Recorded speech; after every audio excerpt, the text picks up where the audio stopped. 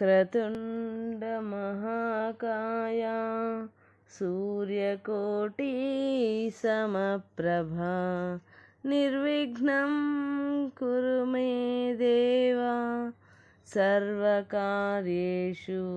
సర్వదా.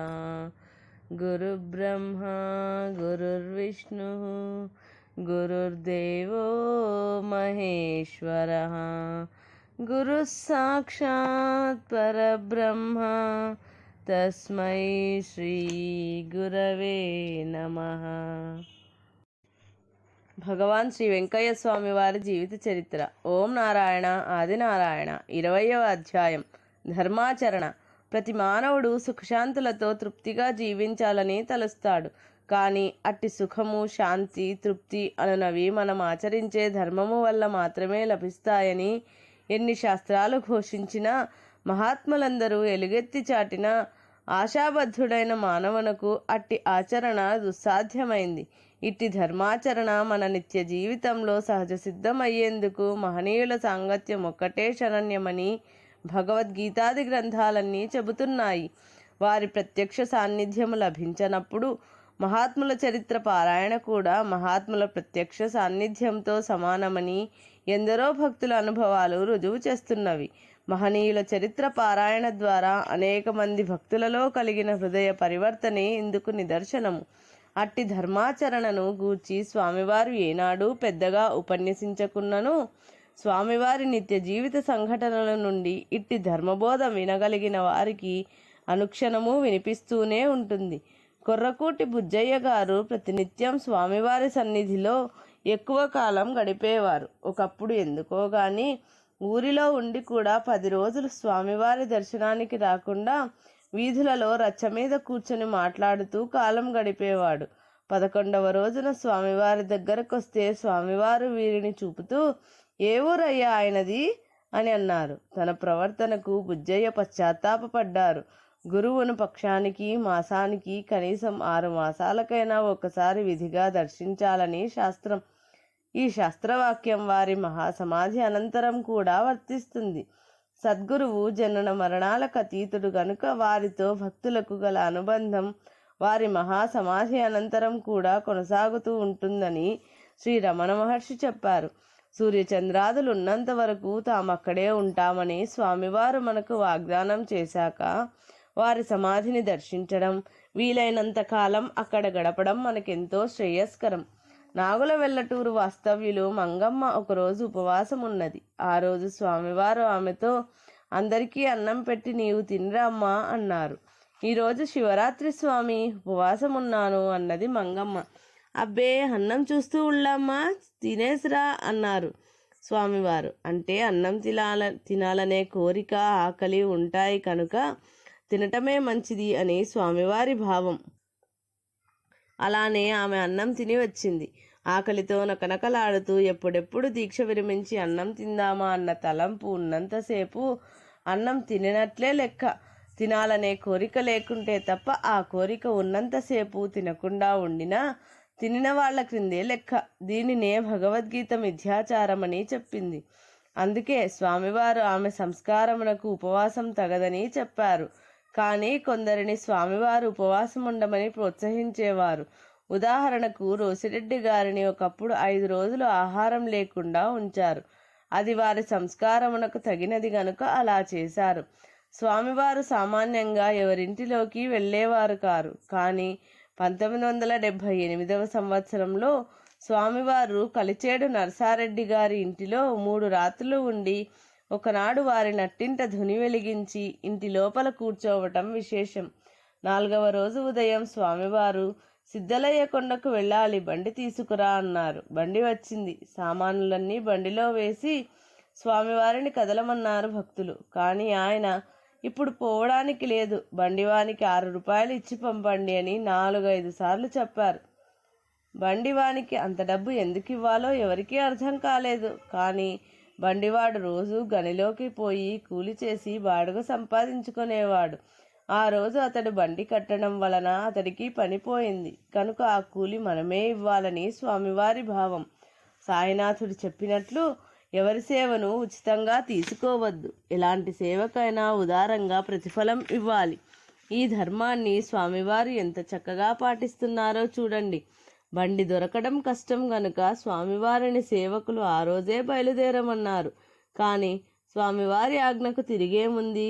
బండిలో సామానులు దించి బండివానికి 6 రూపాయలు ఇచ్చి పంపినంత వరకు స్వామివారు వదలలేదు. అమాయకులైన సేవకులు బండివానితో రేపు వచ్చి స్వామివారిని వదిలిపెట్టమన్నారు. కానీ స్వామివారు అప్పుడు కూడా 6 రూపాయలు ఇవ్వందే ఒప్పుకుంటారా? స్వామివారి చెల్లెలు మంగమ్మ స్వామివారిని చాలా ప్రేమగా చూచేది. వీరు ఎక్కడెక్కడో తిరిగి ఇంటికి వచ్చేసరికి ఎంత ఆకలి అయినా ఈమె వారి కోసం అన్నం దాచిపెట్టి ఎదురు చూచేది. అందులకు స్వామివారి కుటుంబ ఆస్తిలో తమ వాటా ఈమెకే ఇవ్వమని తమ సోదరులను ఆజ్ఞాపించారు. వారలానే ఆమెకిచ్చారు. కృతజ్ఞత అంటే ఎలా ఉండాలో స్వామివారు పాటించి చూపారు. కొర్రకూటి బుజ్జయ్య గారికి స్వామివారు ఒకనాడు ఒక మాట చెప్పారు. అయ్యా, నన్ను కనిపెట్టుకుని ఉండే వాళ్లను కనిపెట్టుకుని ఉండు అన్నారు. అందుచేతనే స్వామివారు సమాధి చెందిన తరువాత కూడా స్వామివారికి సేవ చేసిన వారిని అందరినీ ఆయన ఆదరంగా సేవించుకుంటున్నాడు. నిజమైన సద్గురు సేవ సద్గురువు యొక్క మహాసమాధి అనంతరం కూడా కొనసాగుతుంది.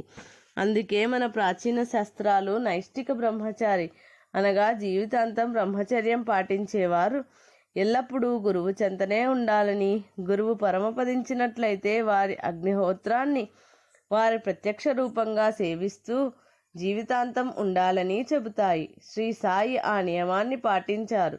స్వామివారు కూడా అలానే చేసి ఉండవచ్చు. అందుకే కాబోలు సాయిని వారు తమ సోదరులని వ్యవహరించారు. అలానే సచ్చిష్యుడు తన గురుబంధువులను అంటే తన సాటి శిష్యులను కూడా ప్రేమతో ఆదరించడం ధర్మం. బ్రేవుమని త్రేపే వాడికి కాదయ్యా, ఆకలై కొంగుపట్టే వారికి అన్నం పెట్టాలయ్యా అన్నారు స్వామివారు. స్వామివారు 2-3 రోజుల ఆహారం లేకుండా ఉన్నప్పుడు కూడా అన్నం తినే వేళైతే తన బృందంలోని వారే కాక దర్శనార్థం వచ్చిన వాళ్ళందరూ భోజనాలు పూర్తి చేశాకనే స్వామివారు గంజి త్రాగేవారు. తన వారందరూ భోంచేశాకనే యజమాని భోంచేయాలని ధర్మశాస్త్రం చెబుతుంది. స్వామివారు అన్నంలో కేవలం పచ్చి ఎర్రకారం తినేవారు. మజ్జిగ ఇస్తే త్రాగేవారు, లేకుంటే లేదు. రుచి విచక్షణ కానీ ఉడికిందా ఉడకలేదా అని కానీ చూచేవారు కాదు. ఒకప్పుడు భక్తులు సజ్జ సంగటి వండుతున్నారు. అది సగమే ఉడికింది. ఉడకకపోయినా పర్వాలేదు, పెట్టమన్నారు స్వామివారు. అందులోకి కూర లేదంటే మీరు కూరలో వేసుకునే ఎర్రపొడి వేయండి అన్నారు. ఆ భక్తులు ఉప్పులేని మిరప్పొడి వేస్తే వేడివేడిగా ఉన్న సంగటిలో ఆ మిరప్పొడే అద్దుకొని స్వామివారు తిన్నారు. ఆహారం ఆకలికే కానీ రుచికి కాదు. ఇది వైద్యశాస్త్రానికి సాధనకు ప్రధాన సూత్రం. మంగలివాడు తమకు గడ్డం చేసినందులకు 2 రూపాయలు ఇచ్చేవారు. అందరూ ఇచ్చేది 50 పైసలు మాత్రమే. ఇదే విధంగా చాకలికి అందరూ ఇచ్చేదానికంటే రెట్టింపు పైకం ఇప్పించేవారు స్వామివారు. భక్తులతో ఎలాంటి సేవకైనా ఉదారంగా ప్రతిఫలం ఇవ్వాలి అన్నారు సాయి. మహాత్ములందరి ఆచరణ ఒకే విధంగా ఉంటుంది. వల్లపురెడ్డి ఆదినారాయణ రెడ్డి గారు ఒకరోజు స్వామివారిని నెల్లూరు నుండి పెనువర్తిలోని తన ఇంటికి కారులో రమ్మన్నారు. స్వామివారు పైవాళ్ళు ఒప్పుకోరు అన్నారు. రెడ్డిగారు కాస్త ఆలోచించి, స్వామి, మన వాళ్ళనందరినీ బస్సులో తీసుకువస్తాను, మీరు కారులో పదండి అని ప్రార్థించాడు. స్వామివారు అట్లాగైతే పదయ్యా అని బయలుదేరాడు. కారుకు పోను మిగిలిన వారిని రెడ్డిగారు బస్సులో పెనువర్తికి తీసుకుపోయారు. రెడ్డిగారితో తాను కారులో వెళితే అది ధర్మ విరుద్ధమని పైవాళ్లు ఒప్పుకోరని చెప్పారు. వారు బస్సులో వస్తారని చెప్పగానే అంగీకరించారు. స్వామివారికి కాళ్ళు బాగుండి నడవగలిగినట్లయితే అందరికీ ఒకే రకమైన వాహనం ఉంటేనే కదిలి ఉండేడివారు. ఒకనాడు స్వామివారు భోంచేసే విస్తర్లో కుక్క మూతి పెట్టింది. దాన్నేమీ అనకుండా స్వామివారి యువతలోకొచ్చేశారు. కుక్క తృప్తిగా తిని వెళ్ళిపోయింది.